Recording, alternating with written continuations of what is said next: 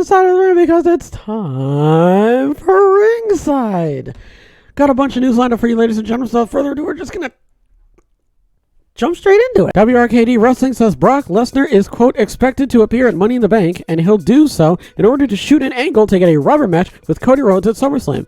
So there's not really much to say. The only thing that there really is to go off of here is that it basically means that Dominic Mysterio is more than likely going to win against Cody Rhodes because Lesnar's going to show up. Bing, bang, bop, and that's how Dominic's going to end up getting the win, which, I mean, honestly, Dominic getting the win in a major pay-per-view, I don't think that that's happened, has it?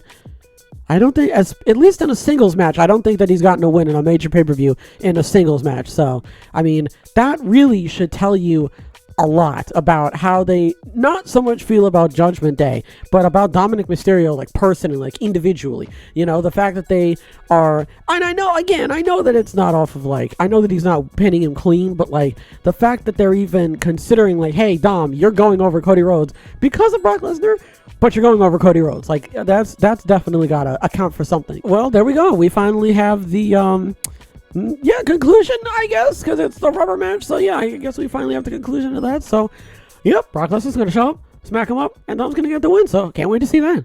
Next, BWE claims Austin Theory versus Sheamus could be in the plans post Money in the Bank and lead right into SummerSlam.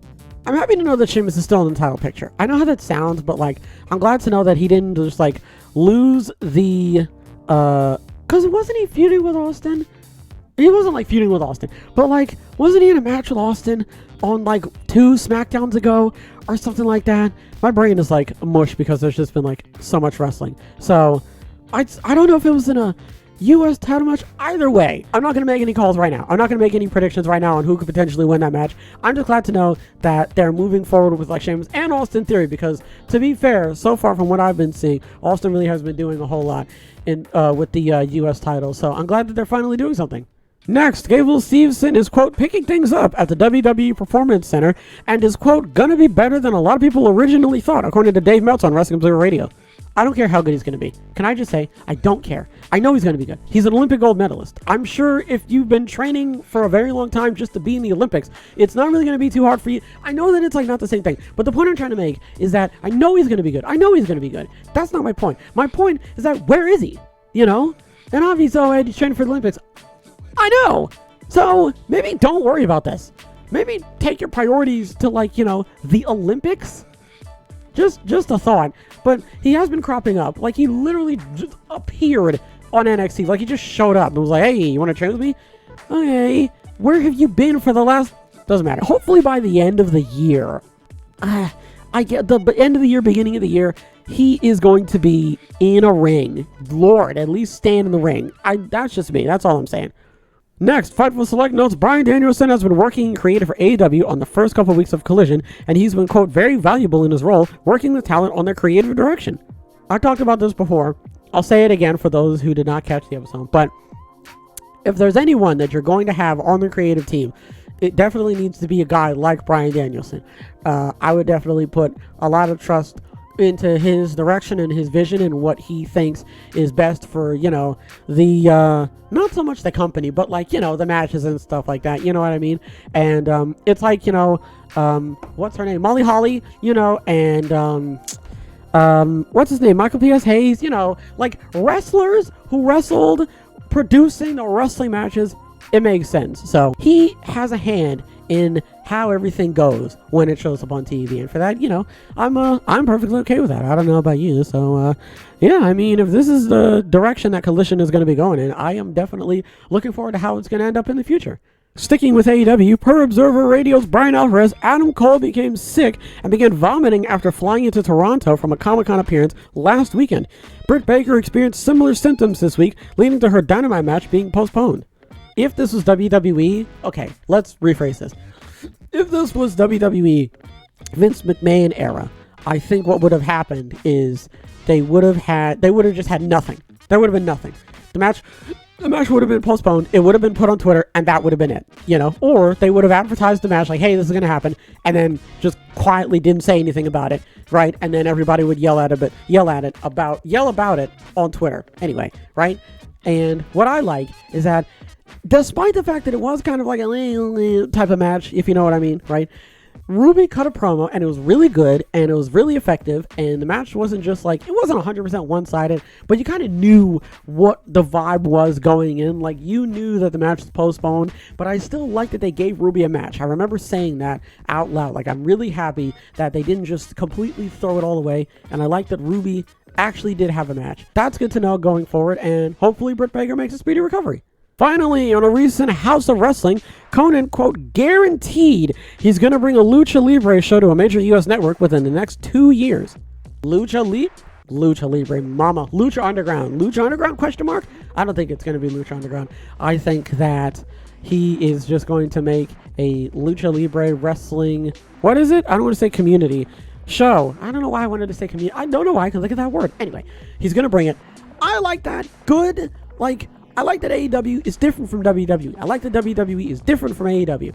I think that I hopefully in the next 5 years, hopefully we're going to be seeing like New Japan on like a major network. You know what I'm saying? Like, I don't even want there to be like competition. I just want there to be more wrestling, you know, like being able to watch AEW and seeing their type of like indie hardcore, you know what I'm saying? And then WWE, and it's like campy and casual. And then you got New Japan where it's like, you know, stiff and you know, gritty. And then you've got like Lucha Libre where it's all fast paced and high flying, like different styles of wrestling. I would love that. I would love to be able to change the channel and see a completely different landscape with wrestlers that I've heard of, never heard of. And then you've got like the Forbidden Door thing, like nobody's like nailed down to like one company, or like there's no non-compete. I would love to see like El Hijo del Vikingo on the Lucha Libre, and then he goes to New Japan, and then he goes to WWE, and then he goes to AEW, and then you got like Adam Cole, you know, over in like New Japan and stuff like that. Like,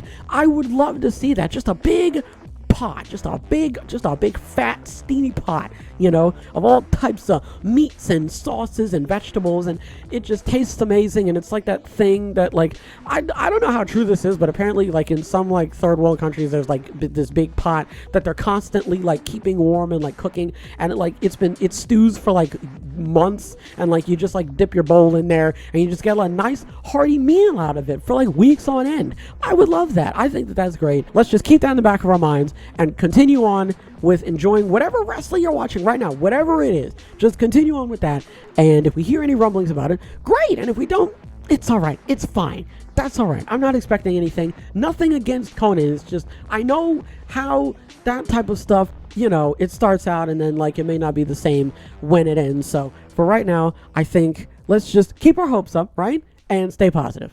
What do we talk about? Lesnar is going to smack Cody up at SummerSlam, and that means that Dom's going to get the win. That's good. Again, the fact that Dom is going over Cody, you know, I mean, I would love that. To be fair, though, it could not be Dom going over Cody. It could just be Lesnar showing up and just in the middle of the match and the ref being like, no, and then like calling the whole thing. So, but I don't think that that's going to happen. I think Lesnar's going to show up, spibbity bap, you know, and then Dom's going to 1, 2, 3 and all that. So I think that's what's going to happen. Theory and Sheamus could be in the plans post Money in the Bank leading to SummerSlam. Good.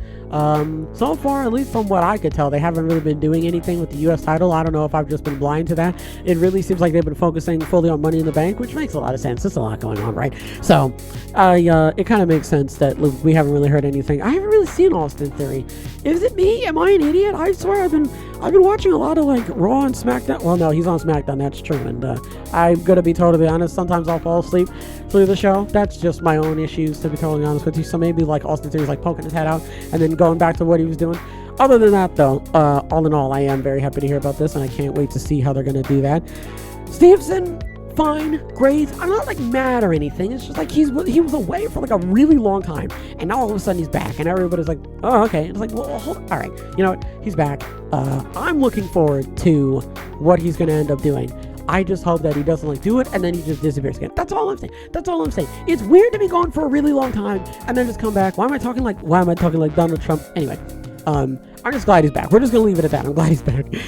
Danielson's in creative. He's been very valuable. I'm happy to know that. There's not really much to say because I don't know what he's doing. I don't know exactly what he's dipping his hand in. Creative is like, it's a very broad statement, you know what I mean? So, but the fact that he's not in charge, you see what I mean? Like, I don't know really how to word this because I don't know what specifically he's doing, but the fact that he's working on Collision obviously bodes well for the future of Collision and the types of matches that we're going to see on there.